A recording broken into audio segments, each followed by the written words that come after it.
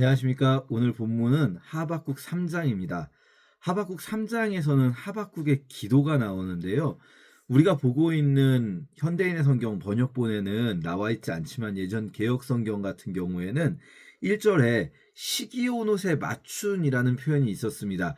이게 정확히 어떤 것인지는 모르지만 일종의 음악적인 표현이었을 거예요. 그러니까 어떤 음악에 맞춘 기도다라고 할 수 있는데요. 그걸 또 알 수 있는 것은 마지막 19절에 이 노래는 성가대 지휘자에 따라 내 수금에 맞춘 것이다 라는 표현에서도 알 수 있습니다.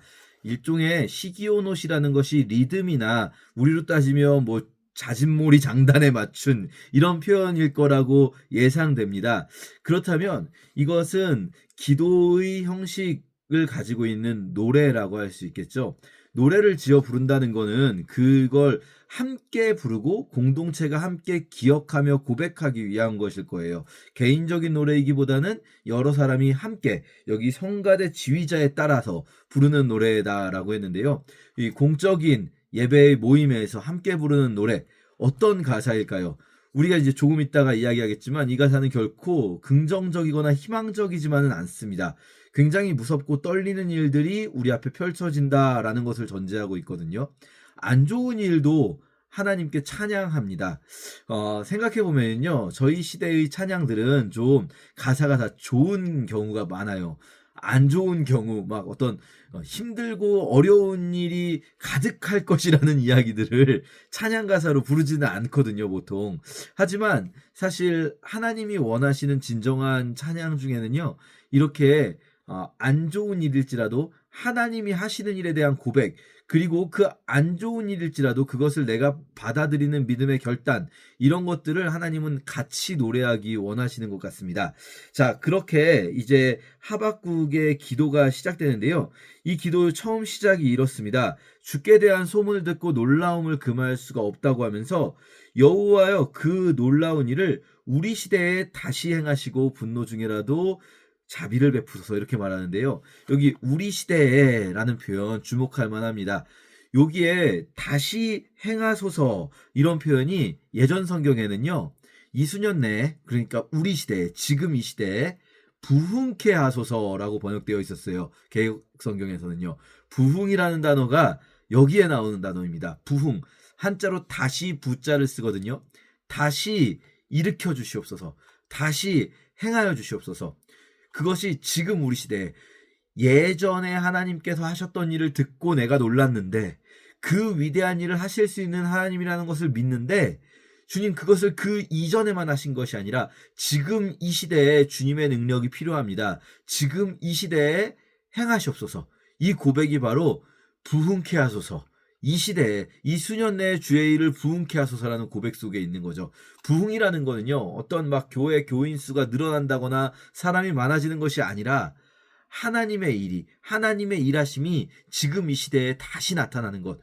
언제나 하나님께서 일해 오셨다라고 역사 속에서 늘 일하셨다고 믿는데 지금도 동일하게 그 하나님의 일을 우리에게 보여주시는 것. 이것이 바로 부흥의 기도라고 할 수 있는 거죠.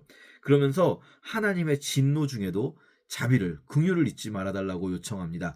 그러면서 나오는 뒤에 쭉 긴 이 노래말 시이기 때문에 일종의 리듬을 가지고 있고 같은 내용이 다양하게 표현되거든요. 이 부분은 하나님의 진노와 하나님의 전능성을 연결시킵니다. 하나님은요 너무나 전능하신 그 능력으로 진노하실 수도 있는 분이에요. 우리는 종종 하나님이 그 전능하신 능력으로 사랑을 베푸시는 것에 대해서 많이 이야기하는데요.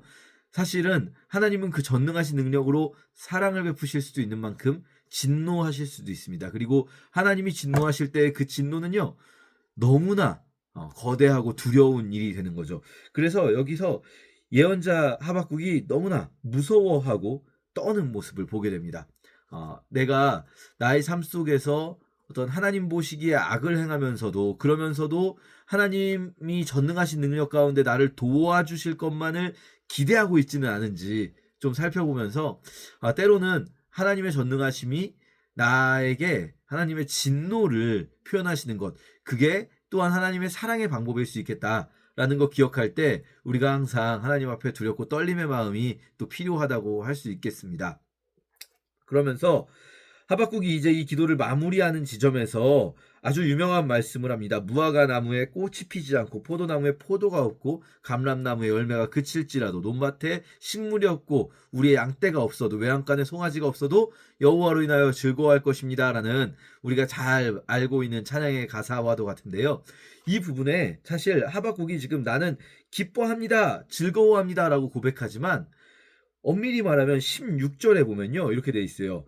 이걸 모든 것을 내가 들으니 하나님께서 보여주시는 환상을 보고 하나님의 예언의 말씀을 들으니 나는 심장이 두근거리고 입술이 떨리며 뼈가 썩는 것 같고 다리가 후들후들 떨리는구나 라고 말해요.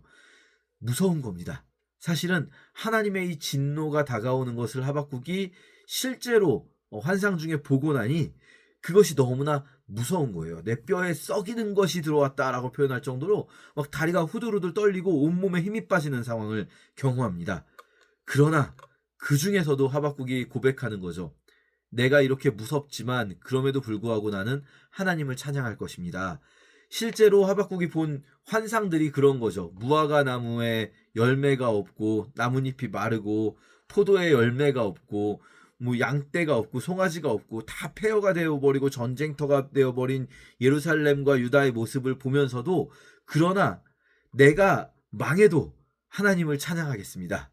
라고 고백하는 것입니다.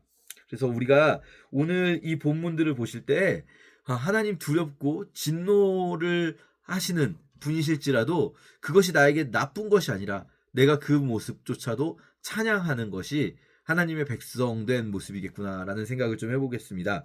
마지막으로 우리 18장과 19장에서 여호와께서 나의 구원이 되신다는 것의 의미가 무엇일까요? 주께서 나의 힘이 되신다는 의미가 무엇일까요? 나의 발을 사슴의 발과 같게 하셔서 나를 높은 곳에 다니게 하실 것이다 라는 표현으로 이어지거든요. 하나님이 나를 구원하신다는 것, 하나님이 나의 힘이 되신다는 것은 내가 이 높은 곳으로 사슴이 다닌다는 거는요, 여러분 막 지위가 높아진다는 의미가 아닙니다. 나로 나의 높은 곳에 다니게 하신다는 표현이 사슴과 같다라고 나오잖아요. 사슴이 왜 높은 곳에 다닐까요? 사슴들이 이렇게 막 비탈이 굉장히 경사가 심한 곳을 다니거든요. 실제로 중동에 또 곳곳에 가보면 사슴들이 막 경사가 심한 산 위를 뛰어다닙니다. 왜 걔네들은 경사가 심한 데로 다닙니까? 이 맹수를 피해서 다니는 거거든요. 그러니까 사슴이 높은 곳을 다니는 이유는 지위가 높아진 게 아니에요. 사슴의 나름의 싸움을 싸우는 겁니다. 사슴은 이 맹수와 힘 대 힘으로 대결하지 않지만 맹수들의 공격이 있는 그 세상 속에서 자기가 자기의 일을 꿋꿋이 그 길을 꿋꿋이 걸어가는 거거든요. 그렇게 우리가 하나님이 우리의 구원이 되신다는 거는요. 이 맹수와 같은 세상 속에서 더 이상 나에게 아무 맹수도 달려들지 않는 상황이 되는 것이 아니라 맹수가 여전히 달려들지만 나에게 사슴과 같은 발이 있어서 내가 높은 곳으로 맹수들을 피해 다니면서도 나의 길을 꿋꿋이 걸어가는 그런 상황을 생각하면 되겠습니다. 오늘 이 본문 중에서 나에게 주시는 말씀 무엇일지 생각해보고 그리고 그 말씀 왜 나에게 주셨을지 오늘 하루 어떻게 적용하면 좋을지 함께 묵상하면 좋겠습니다. 감사합니다.